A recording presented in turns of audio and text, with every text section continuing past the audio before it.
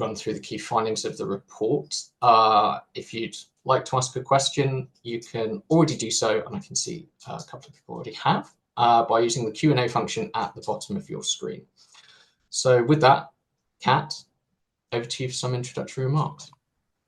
Thank you so much, Steve. It's an absolute pleasure to be the warm-up act for Dylan, who is going to be incredibly fascinating and interesting, and I'm really looking forward to hearing him present the findings in this report, Strong and Stable, which of course presumably refers to the Theresa May's strong and stable comments in the infamous general election campaign when it was all falling apart around her. So I've been a member of Parliament since 2015, and if I'm being honest, I didn't get involved in politics because I wanted to get involved in campaigning for changes in voting systems. I got involved in politics because of social justice issues, because of fracking that was happening in Lancashire and my opposition to it, very much issues based. But what quickly becomes apparent as a member of Parliament is that all these things that you want to change are you're kind of held back by the system that exists when you get here. And if anything, Parliament and politics has not been strong or stable since I arrived. I think that you'll find that since I've been a member of Parliament in 2015, I have caused absolute chaos and mayhem. We've had 7 chancellors, 5 prime ministers, about 16 housing secretaries when we've got a housing crisis.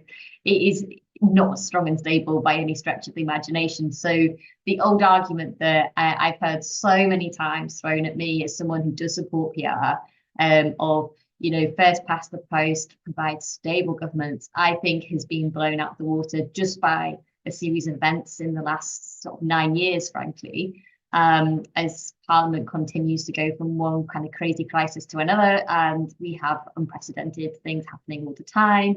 The chaos that reigns when you don't have a written constitution, and that parliamentary convention is how we do our politics.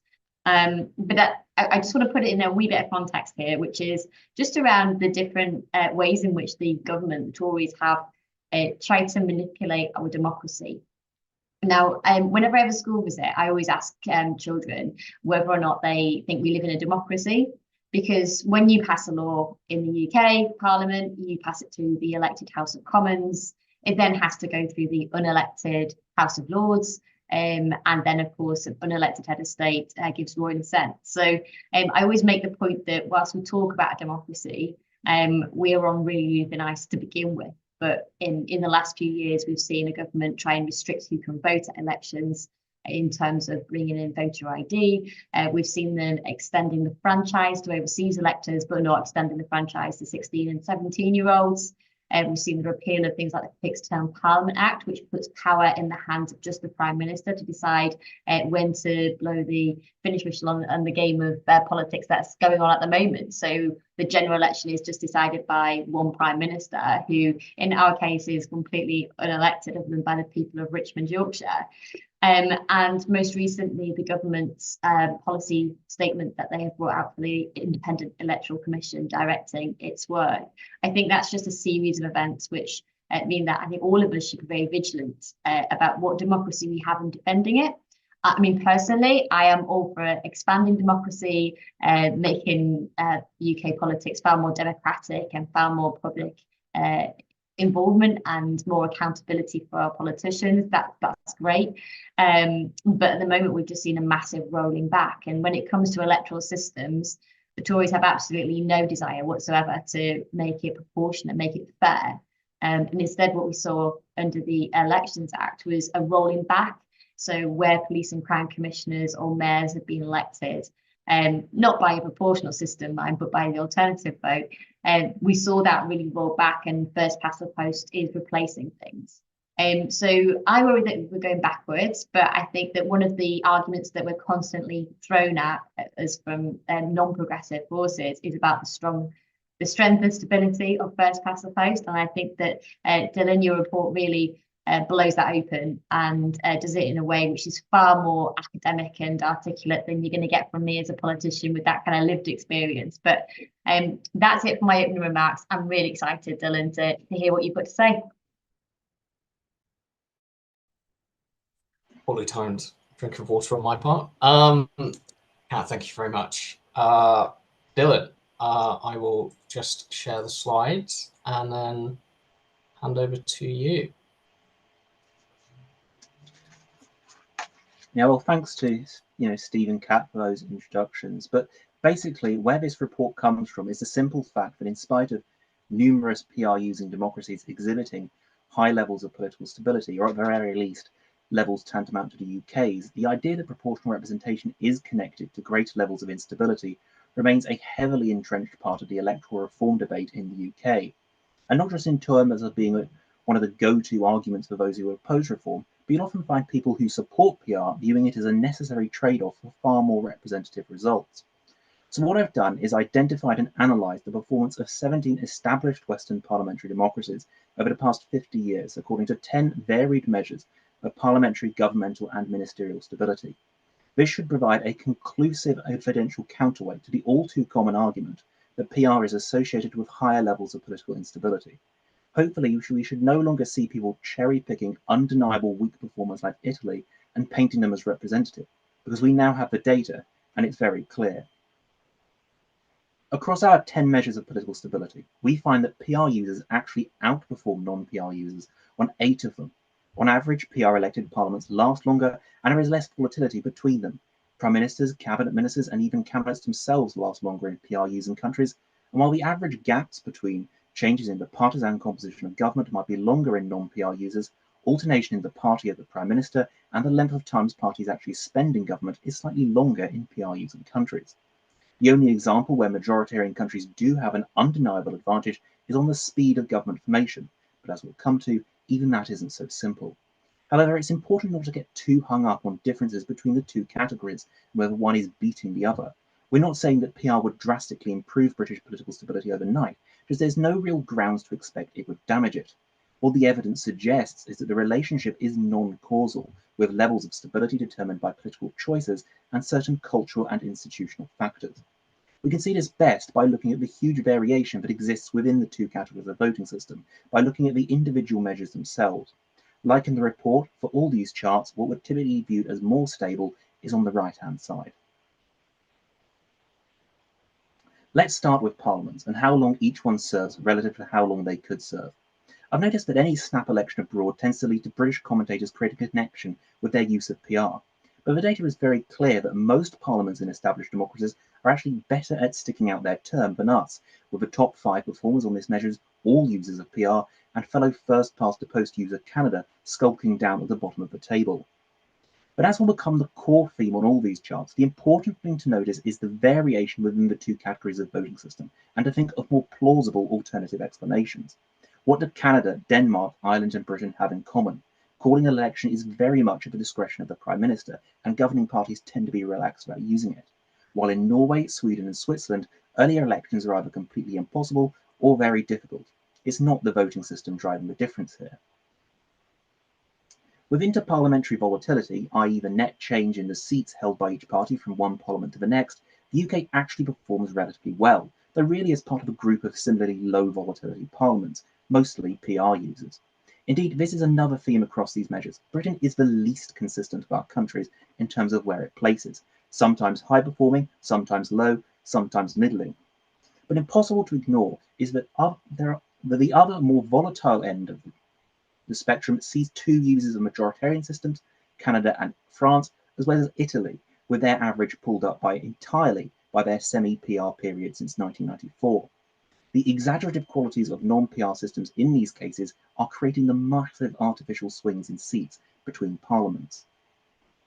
Moving to governments, cabinet durability is what I'd consider the primary indicator of political stability, as it measures how often the three main political change events occur relative to when they should have been expected. Once again, variation is the obvious standout point here, with a huge range between PR users and a smaller but still clear range between non-PR users. But as is the norm across our measures, it is undeniable that the highest levels of stability are attainable while using PR systems, re-emphasizing our conclusion that fairer election results just do not mean instability. These same stories are apparent if you switch to a more rudimentary cabinet per parliament view. Variation among categories is still bigger than between categories, though with the top performers users of PR. While we, the UK, are in the middle of the pack here, it is a case of our more stable periods helping out our average. We've had 3 cabinets so far this parliament, and 2 each in 3 of the 4 preceding ones, waiting to more recently, and we are falling down the table. But what British governments are comparatively quite good at doing is going on for extended periods without changes in partisan composition, with ours, Australia's and Canada's prolonged periods of one-party rule, meaning barring Switzerland's semi-permanent Grand Coalition, it is non-PR countries dominating this measure of stability, even if France's weaker performance once again highlights the variation within categories. But there are lots of asterisks you can draw here, from British parties' relatively factional nature, meaning that big changes in ideological direction can occur without a change in governmental partisan composition, to the fact that long periods without change in makeup frequently occur in PR countries, such as with a 16-year CDU-FDP coalition in Germany under Helmut Kohl. But most crucially is the issue that this measure treats all alternations as the same, which they patently aren't. In many multi-party countries, the norm is for partial alternation, i.e. some parties stay on from one government to the next. These partial changes mean that the amount of time that parties actually spend in government is a bit longer than the previous chart would indicate, which is leading to arguably greater long-term, particularly ideological stability between governments, even if the exact permutations of parties changes more frequently. And of course, these kinds of expected continuities across government allow for better long-term policy making. Where it is hard to deny non-PR users' advantage is when it comes to the time it takes to form a government, but there is still a huge range among our proportional democracies. But even though the gap here is ostensibly stark, it is crucial not to confuse correlation for causation. The UK's next day as standard setup is unusual, even within users of majoritarian systems. The only other next day countries are Greece and Malta, who use semi-PR and PR systems respectively. Indeed, governments in the devolved nations of Scotland and Wales are in place faster than those in fellow first-past-the-post-use Canada.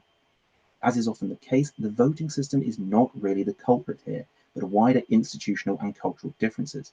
Where fast formation is prioritised, it is typically done, as can be seen with the UK's own hung parliament situations. But let's turn to the ministers and prime ministers within those governments. When it comes to how frequently we see turnover in the latter, it's a return to the familiar story of our data. Big variation among both categories of voting system, but where the strongest performers use PR. Of course, it's hardly surprising that countries like Germany, home to 16-year chancellors, Helmut Kohl and Angela Merkel, outperform many countries, but it just goes to show that high levels of proportionality and stability can coexist. The same thing can be said if we move over to the partisanship of those prime ministers. Again, we see variation. Again, we see that the strongest performers use PR. Where the UK doesn't do so well is when it comes to individual ministers themselves. Here is a rare example where there is little overlap between categories, but as with government formation, despite a gulf in averages, I'd still be cautious about necessarily drawing direct causal links between voting systems and ministerial churn. Nonetheless, it is undeniable that PR does not lead to higher levels of ministerial instability, with cabinet ministers in nearly every PR using established democracy sticking in one post longer than their majoritarian counterparts. And of course, this is something that does have real-world implications. Anytime you have a reshuffle and new ministers get shoved into new departments, that means new ministers having to learn the ropes again, build relationships with both within the department and with external stakeholders from scratch, as well as inevitably wanting to put their own stamp on the department's policies. This is where the UK's comparatively poor score, as well as our worsening averages, really matters. When you switch to looking over time by the parliament in which ministers were first appointed, it is clear that since the 2005 election, except during the coalition years, ministerial durability has taken a tumble in the UK. Most alarmingly, cabinet ministers appointed since the last election have served in one post for just 8 months on average. I don't think it's a big leap to suggest a link here with the undeniable declining effectiveness of government, and indeed several Institute for Government reports have highlighted this ministerial carousel as a key issue that needs to be solved.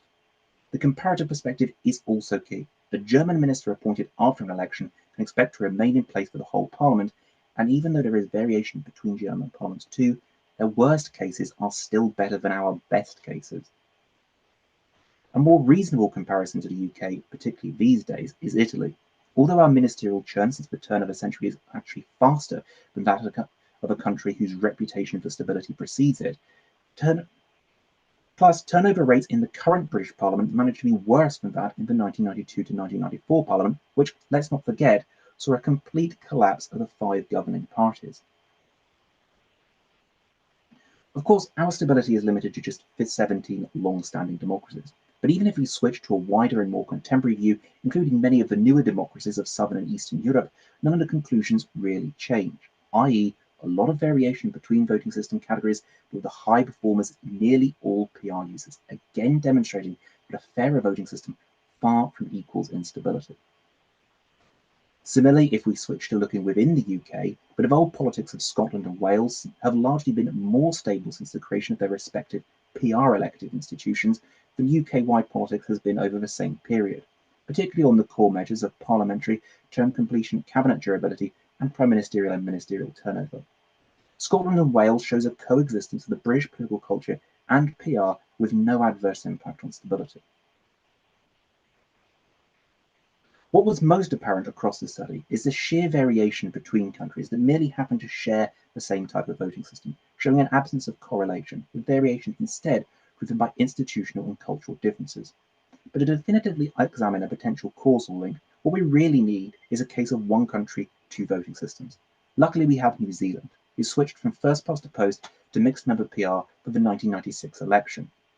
As you can see, by and large, there is just so little difference between before and after PR was introduced, and where there has actually been a change, it has generally been in PR's favour, such as with prime ministers and parties now actually serving longer in office.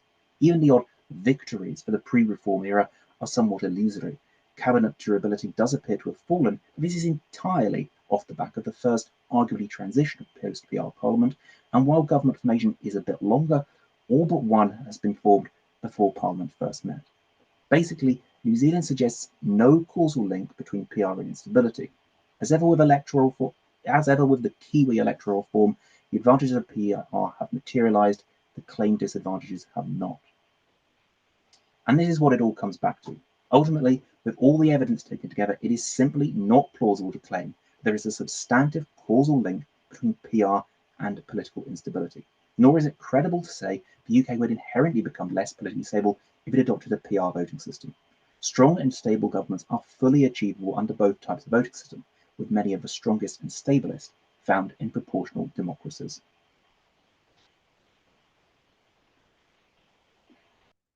Thank you, Dylan.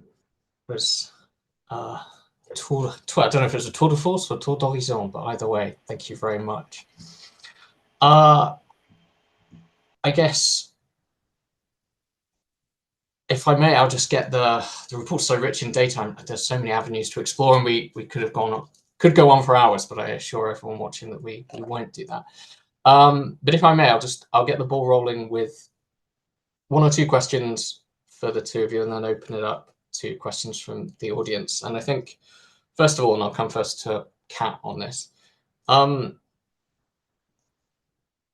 You've been an opposition MP in Westminster, and I'm thinking, what are the realities of being an opposition MP there? I'm thinking particularly in terms of its adversarial nature. What are the consequences of that adversarial nature for you in terms of some aspects of stability? I mean, you've witnessed some of the rotating cast of ministers that we've seen, and do you think PR might change some of this for the better? Well, certainly what Dylan's presented suggests that for the stability of ministers, then it looks like the evidence points us towards a yes. And I'll be honest, there have been points in the 9 years that I've served as an opposition MP where I've not been entirely 100% confident who the minister is for the policy area that I'm trying to pursue. So you have a constituent sat the other side of the coffee table from you in the library in your advice surgery, and they're asking you about, can you lobby the minister responsible for disability benefits, for example? And there are moments over the last 9 years where I have paused and I thought, I'll do that, but I have no idea who that is right now because it keeps changing and I do not have a clue. And the number of times me and my staff are consulting basically the list of ministerial responsibilities, going, who's responsible for that? And as a consequence, you do find that things get dropped and there's very little ministerial knowledge shared and passed on. But you asked also Steve, about the adversarial nature. So I think it changes massively depending on what role you play. So between 2015 and 2022, I think, I was a shadow minister, and I'd say that I experienced that adversarial nature a lot more as the opposition spokesperson for a policy area, including electoral reform. I found that because it is head to head and it is you versus the government minister, there was a lot more kind of what I used to call the lobbing bricks across the chamber at each other and the theatre. And I must admit, that's not my natural inclination. That's not who I am as a person. And since I've been a backbencher and now I'm a select committee chair, I found that it's really opened up the opportunities for that cross-party cooperation. And you can't possibly, I mean, I'm on 4 committees, I've done 4 committees already today. I couldn't do that if I didn't have strong relationships across the House, across different parties. And you will not always agree with everyone on everything, but there will be things you will agree with. And you can find allies on different issues in the strangest of places. But stepping back from the lobbing bricks approach and going more down the let's all talk to each other and find out what we actually think approach, I think does create a better politics. And if I know this is probably not relevant, but I mean, I'd certainly say my well-being has been vastly improved by being in the world of select committees rather than the world of being a shadow minister. It's really interesting. I'd invite, are there any other broader reflections on the report itself that you'd like to add at this stage? I mean, it is very, very data rich. And I suppose I just want to say, like, thank you, Dylan, because the amount of work that has gone into this report and the weightiness of the evidence that we have is so important to blow out the water this absolute nonsense argument we get thrown all the time about stability and the PR somehow by its nature will make politics really unstable. The takeaway that I've got from this, Dylan, and I hope that I've not completely misinterpreted all the amazing work you've done, is that PR in itself is not going to fix our politics, but it's certainly not going to harm it. And therefore, the argument that you have to have first past the post for stability is a dead argument now, and we can move on and actually say that we can make the case for PR, but it can't be PR on its own. And you're looking at some of the other sort of things that you've drawn in from the other countries around the ability of, say, the Prime Minister to call the election and the impact that has on stability of politics. You know, you can't just look at the voting system and say, if we change the voting system, everything will be fine. It won't, but it will get us on the way to it being fine. Because I'm an optimist. Thank you. That's nice to know that some of us can still be. You hinted, Dylan, I'll turn to you. You hinted at this in the presentation. What should we note about the exceptionally long periods in the UK between changes in governing party in terms of its potential consequences, but also the differences that draws out? Well, I'd like to address the point that Kat made first about, PR, I would agree, but it's about, PR makes elections more representative. It makes them more, reflective of how the public thinks, but it cannot change the entirety of politics itself. You need more, it needs to be as a part of a package of parliamentary reforms. And as you were saying about committees, it's no real, surprise that most people would agree they are the, crown jewels of the British parliamentary system, because it's the one part where, parties have to work together. And, you want to have, if you actually want to shift politics in that direction, you need more parliamentary reforms, to, export the committee system wider or increase the power of committees than, just, relying on a switch to, represent, more representative, fairer results and coalition government. But in terms of, Britain's abnormally long periods of, one party rule, I think it's particularly concerning because obviously you do get these periods in Europe where parties are in power for even longer than they are in the UK. But of course, the thing is, they don't have power, all for themselves really, because they have to work in parliaments where, they only got 35% of the vote, so they only get 35% of the seats. Whereas in Britain, you have these parties that are always elected on minority votes, but then have pretty much, total control of politics for, 15 years, as seems to now be the norm. And obviously that has real implications in terms of, both what we see when happens when one party doesn't particularly get checked too much when it's in power for extended periods of time, but also, it doesn't help with long-term stability, because there is always the risk that you're going to lose the power in 2 or 3 years' time. So you don't plan ahead. And also there's this view that, obviously because you have policy is driven between what one party wants and then what the other party wants. And because they're poll parties at either end, there's no real, meeting in the middle of the policy.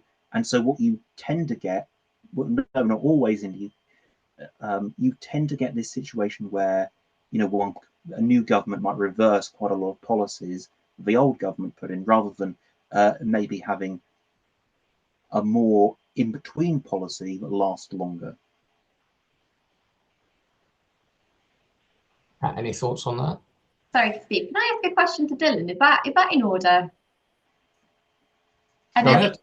This isn't part of the script, but I'm curious, Dylan, because I was wondering, because one of the other kind of arguments against moving to proportional representation from the larger parties is often about the idea that it might see the larger parties break up, because there's no denying, I don't think, that the larger political parties in the UK system are in themselves a coalition.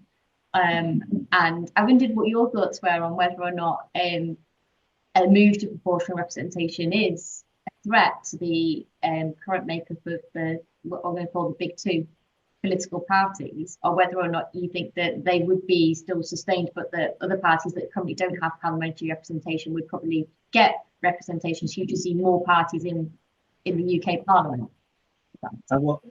Thanks for asking me that, because that's actually one of my favourite topics around this. But I would say, if you look at what happened in New Zealand, you have a situation where the two parties, their support is a bit down, but they're generally, got a similar, they're still the dominant parties. It's just that there are now newer parties who have also sprung up, and, no longer do the two parties have unfair majorities. Of course, there is the issue that the parties in the UK, particularly, I would say the Conservative parties, are very ideologically diverse in a way that you don't get in, most other European countries. But whether things would split up, I think, is harder to tell, because you have to think about the types of system that are proposed in the UK tend to, be ones like the one in the Scottish Parliament, the Welsh Senedd.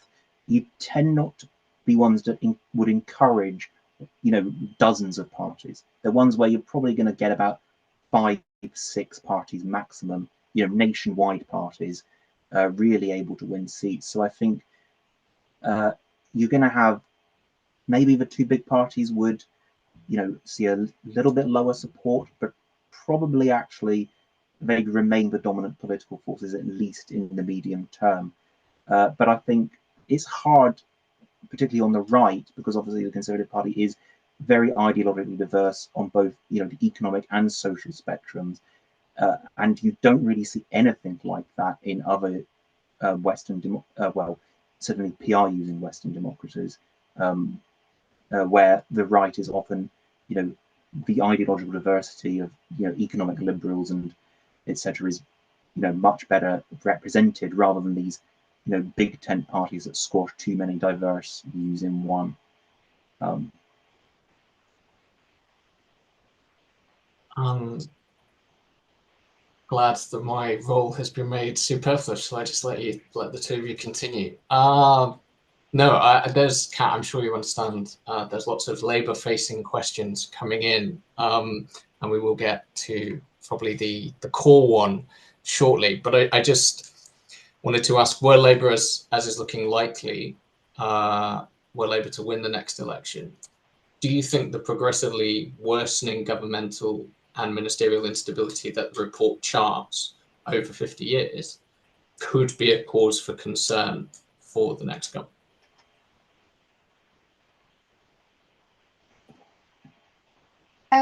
Sorry, Steve. I did the connection went a bit funny for me. I didn't get the last bit of your question. Sorry. It's just so is essentially the trend that we're seeing, which is that both that PR performs better than first past the post in terms of ministerial tenure, but also that actually in the UK the length of tenure of UK government ministers has got worse across the 50 years. Do you think that that latter point in particular would be a cause for concern for the next government, because the Labour Party is offering itself as sort of the credible, sensible alternative that will do things better? Yeah.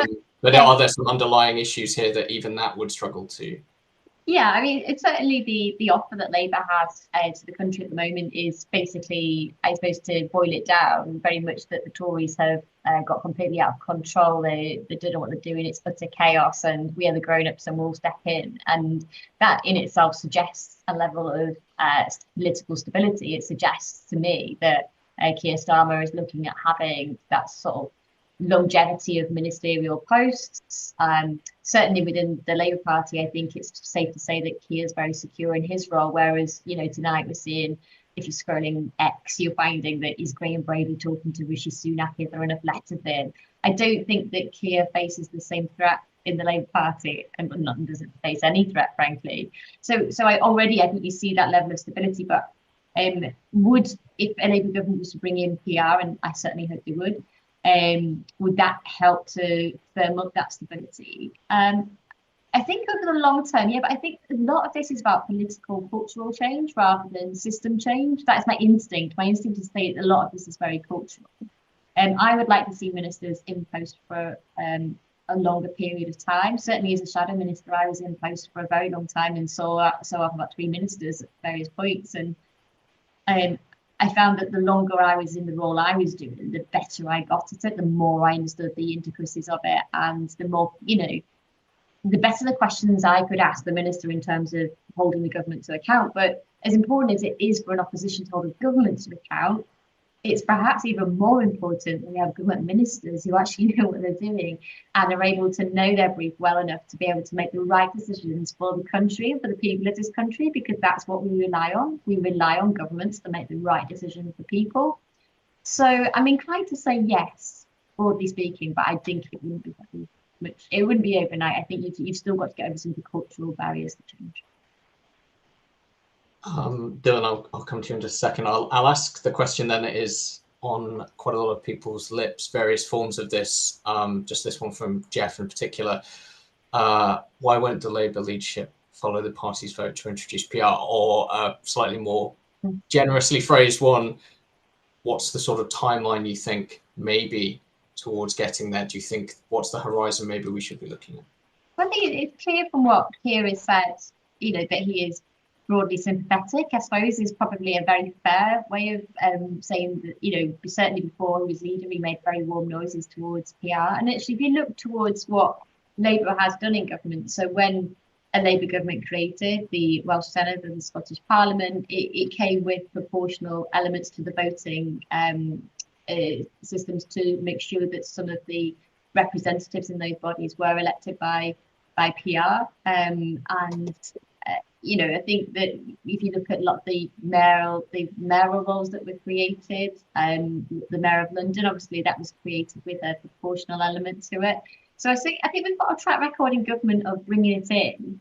I suspect that there are many people listening now thinking, I just want it to be like the first thing on day one of a Labour government. And the reality is that when, you know, a Labour government is going to be inheriting the absolute financial basket case that, you know, the Tories are going to leave us in terms of NHS waiting lists that are longer than ever before, and, you know, our schools are crying out for funding, it is going to be fighting for oxygen. It is going to be trying to make sure that there is a strong case. But I think there's no doubt, certainly within the Labour Party, is that we've come such a long way.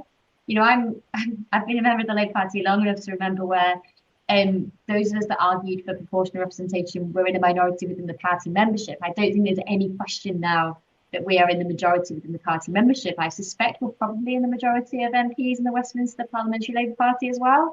And things are moving, but they never move overnight. You've always got to have some patience in politics and persist.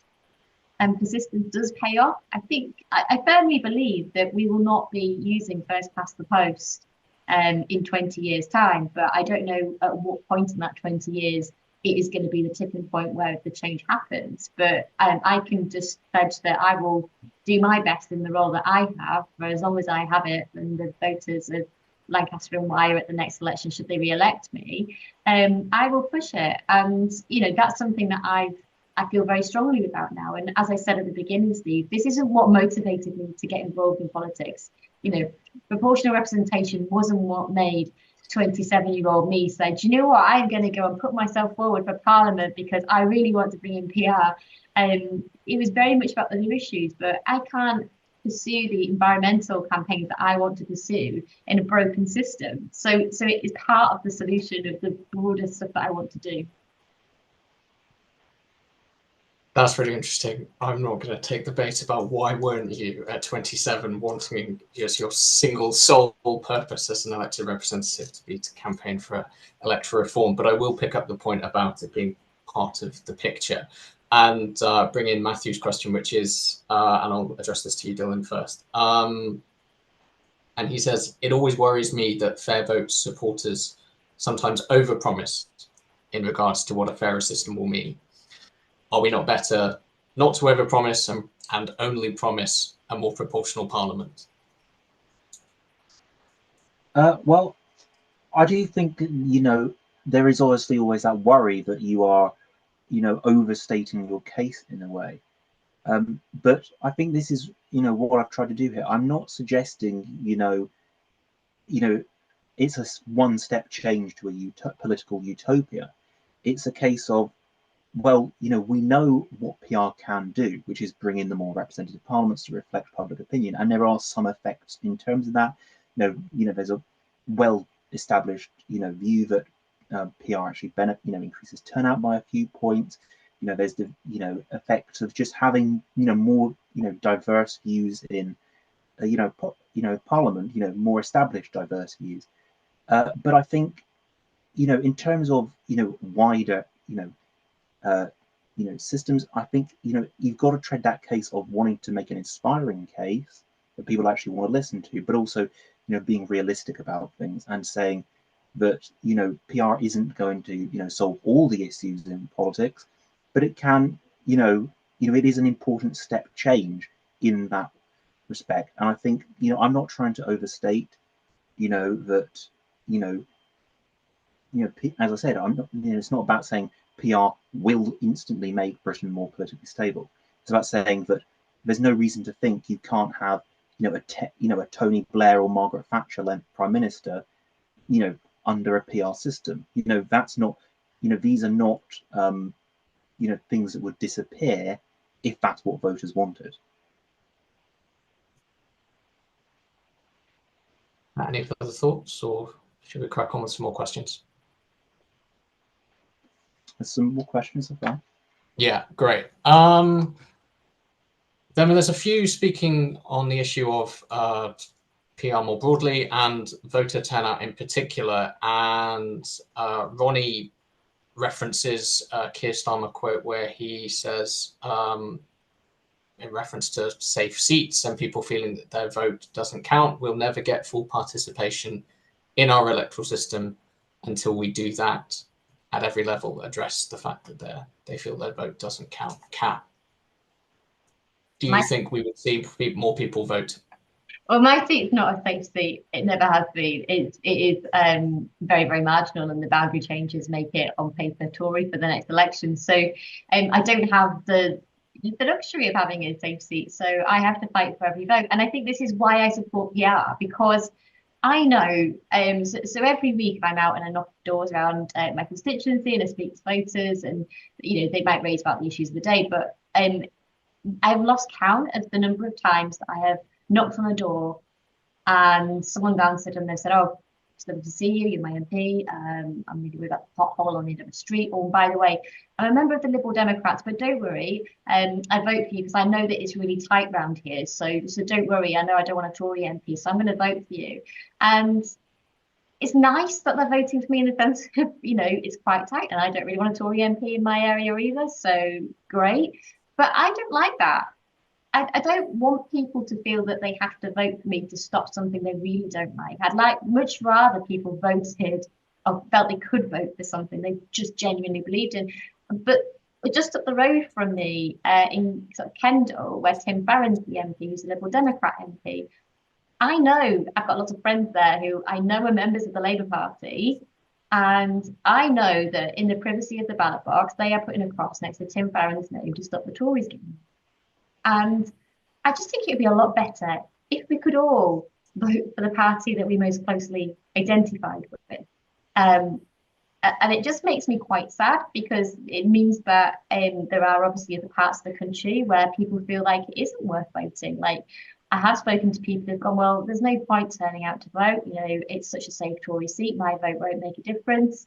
I sincerely hope they don't say that next time round, and there's every chance. But I think that because I've never lived in a safe seat, it's really hard to feel like I would be in that mindset. I've always felt like my vote has counted because I've lived in a tight marginal seat, but maybe I'm just lucky enough to live in that tight marginal seat where first past the post actually I feel like my vote has made a difference. But that's because I live in a marginal seat that's a Labour Tory fight rather than a marginal seat that was, say, a Tory Lib Dem fight. So if I lived 20 miles up the road in Kendal, maybe I would feel very differently. But I suppose the long and short of it is I don't like having to ask people who are members of other political parties to tactically vote for them. It just doesn't feel right. It doesn't feel like the right thing to do. And I'm just deep, I hope it comes across. I'm just so deeply uncomfortable about it. But I know that the reality is that if I don't ask people to vote tactically under first past the post, we will have a Tory MP again, which we had between 2010 and 2015, and I won the seat off him in 2015 by a whisker, and I've held on to it by a whisker in 2019 as well. So the reality is, until we have PR, there will be people having to make that tactical decision, and I don't underestimate how difficult that is for a lot of people. Okay. John and Eric are asking, again, PR more broadly about the instability of the influence or introduction of more minor parties, possibly the extremes. There is also, Dylan, maybe one you can speak to in particular as well, a reference to the Israeli electoral system. I don't think that is, it's certainly not in the main body of the report, but you might have some anecdotes to add there from a data perspective. But I think I would just, if I may, I would preface it with just saying some of the reporting we've been seeing in The Guardian over the last day or so about comments by Conservative Party donors and in the last few weeks by ex-Conservative Party politicians. I would say there's no guarantee that first past the post keeps the extremes out. So while it is often held up as that example of a weakness of PR, I'm not sure that that is entirely fair, but I'm not here to answer the questions, I'm here to ask them. So on the point of how to, I suppose, counter the argument, Dylan, that PR would bring in the extremes, what would you say? Well, I think it's important to note that, and this is an issue I've looked at in the past, is if you actually, use the data on party placements from things like the Chapel Hill expert surveys, and you do a weighted analysis of how far each parliament is away from the centre in terms of the parties represented in it, actually, the majoritarian users like Britain and France, actually towards, often towards the top end of the, scale in terms of, European countries certainly, and wider Western countries, because although you have a case where, sure, more overtly, what's a diplomatic way of saying it, fringe, hardline parties, while they are more, get a more overt representation, the fact is, under a two-party system, those factions don't just disappear; they simply either become directly part of the major parties, as you can, arguably say it has happened to an extent in both main parties in the UK at different periods, but also, either they can also exert a blackmail pressure on a major party, as UKIP did on the Conservatives during the 2010 to 2015 Parliament, where they pull a party in their direction purely because they can say, we'll cost you votes. And so it's not really a simple case of, PR equals more extreme, because although they might have more overt representation, they still exist under the non-proportional systems, just in ways that can't be directly controlled by voters. And also you have to take into account that when they do gain representation, it's really a choice of political actors, not the voting system, how they deal with those. In certain countries, they will be, brought in to the political system and pulled in their direction. As, I think it's important to remember, is true of the social democratic parties in Europe. 100 years ago, they were regarded as the extremists. Today, they have, by pulling them into the political system and giving them a role in it, they actually became, an essential part of the democratic framework. And also you have the, in other countries, parties simply choose to ignore them.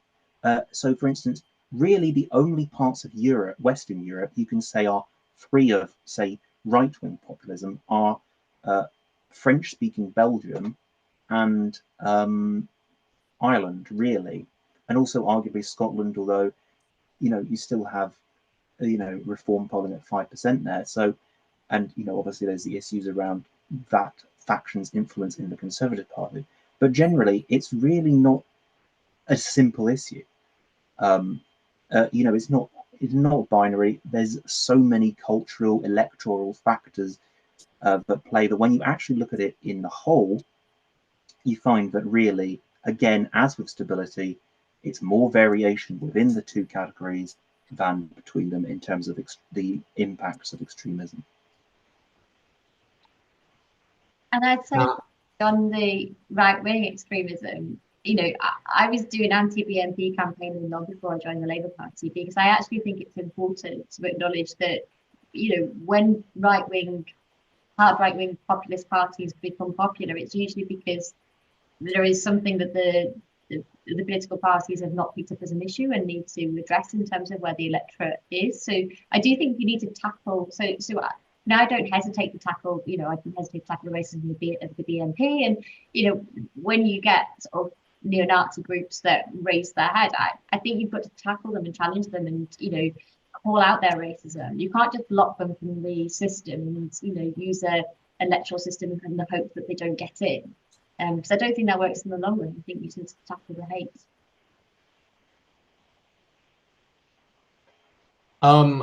Gonna go a bit more rapid fire now. 10 minutes left, so I'm going to throw 3 questions in, pick up any or all of these, and Kat, I'll come back to you first. So Daniel asks, is there a problem of PR slowing things down? James, and there's another question related to this. James asks, does the variability across PR systems used affect the results significantly vis-a-vis stability? And there's also a question from, I think it's Jeffrey, as to the merits of STV, but I don't want to get too into which particular systems are better. And indeed, MVM does not take a view on that. We support good systems according to the Good Systems Agreement.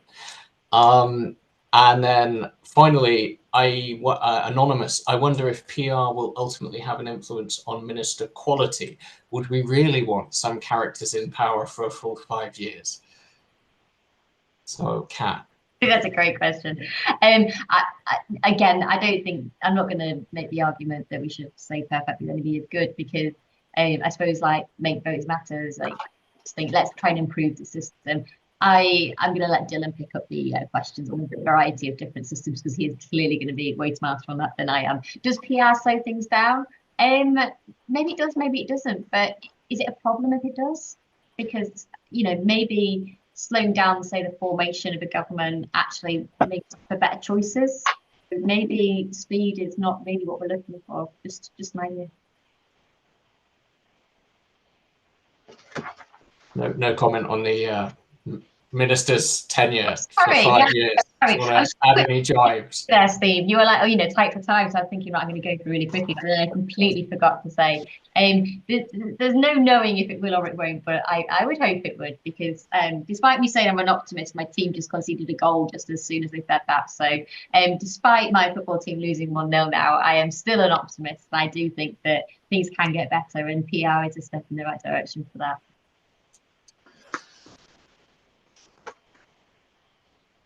Dylan. Well, I'll go through the questions one by one. On terms of does PR slow things down, again, it's something where there's big cultural differences between countries. I actually got a book out because there's data on this in Tim Bale's Introduction to European Politics. But in terms of the hours taken to pass a bill through Parliament, there's huge range. In Sweden, is one of the faster countries. It takes just 100 hours to pass a bill through Parliament. UK, double that. But then Netherlands, double that again. So again, a huge variation between countries that use PR and countries that don't use PR in terms of whether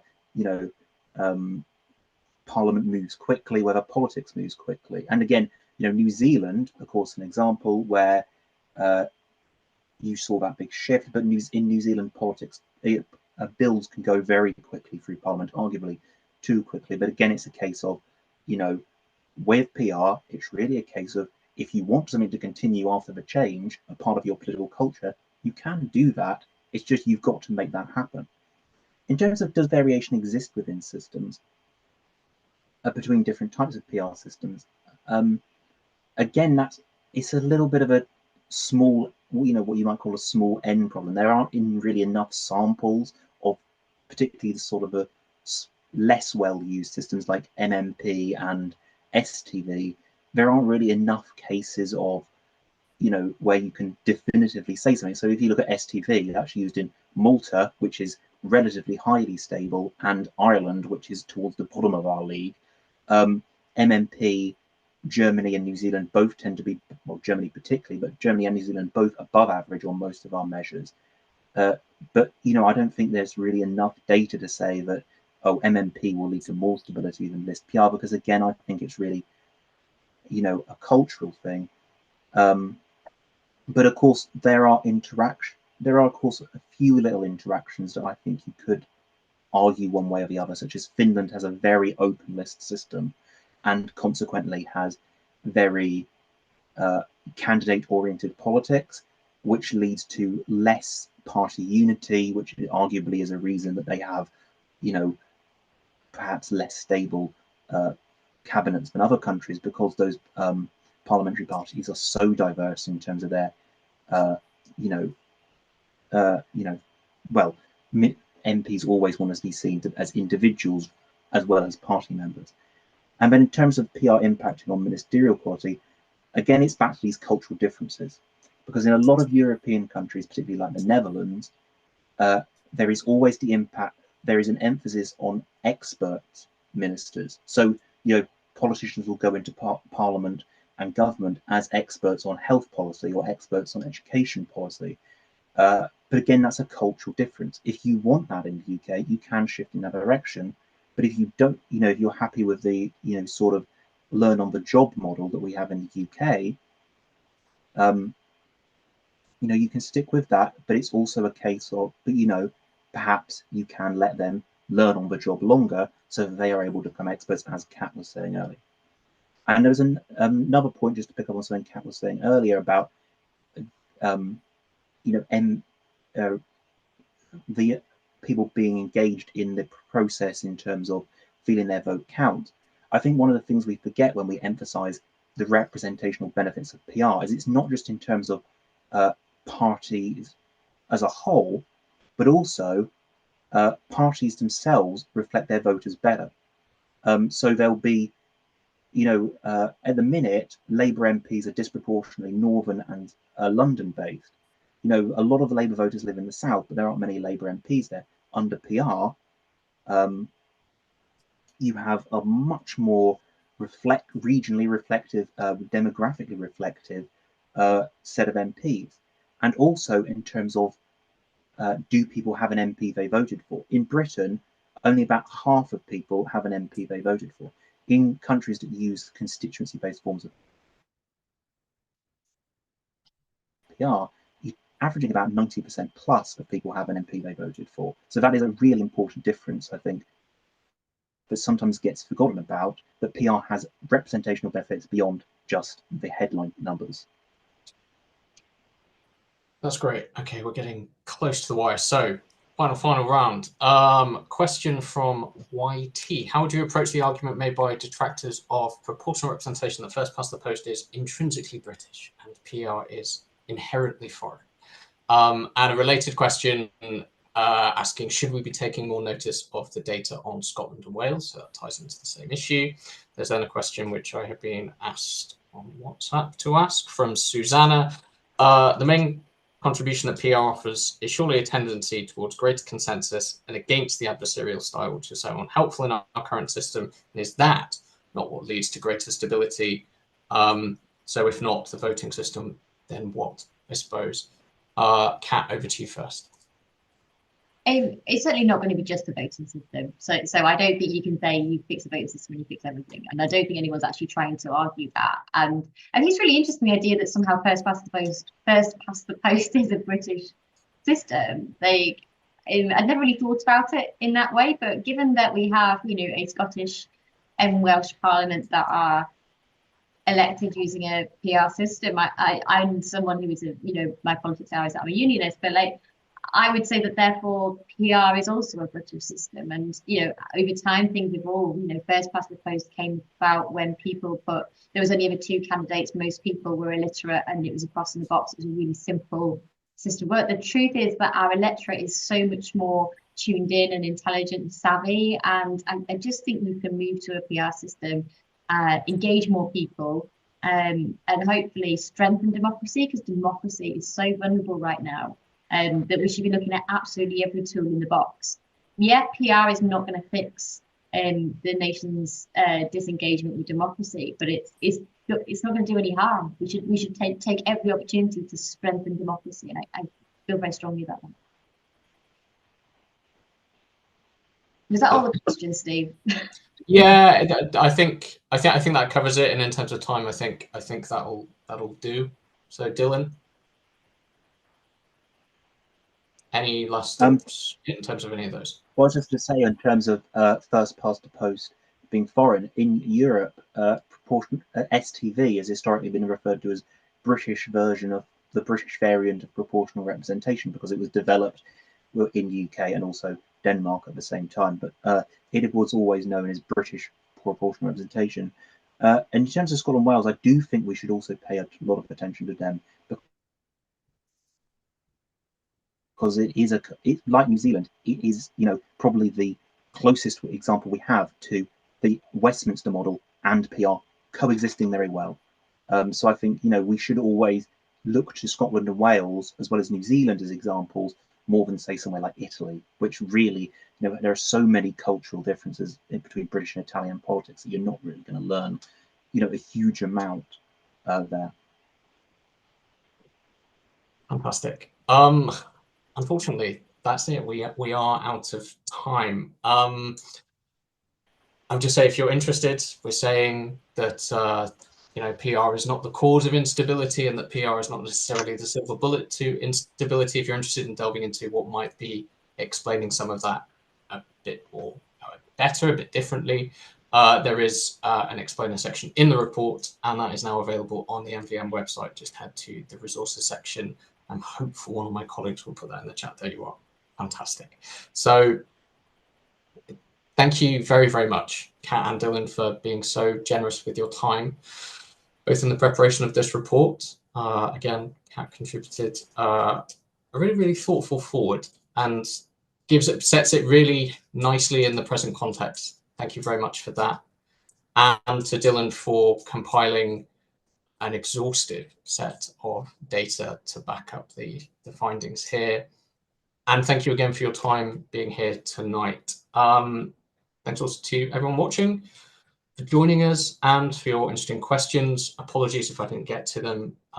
There were a good number, but thank you nonetheless. With that, allow me to wish you a pleasant remainder of the evening. Thank you very much.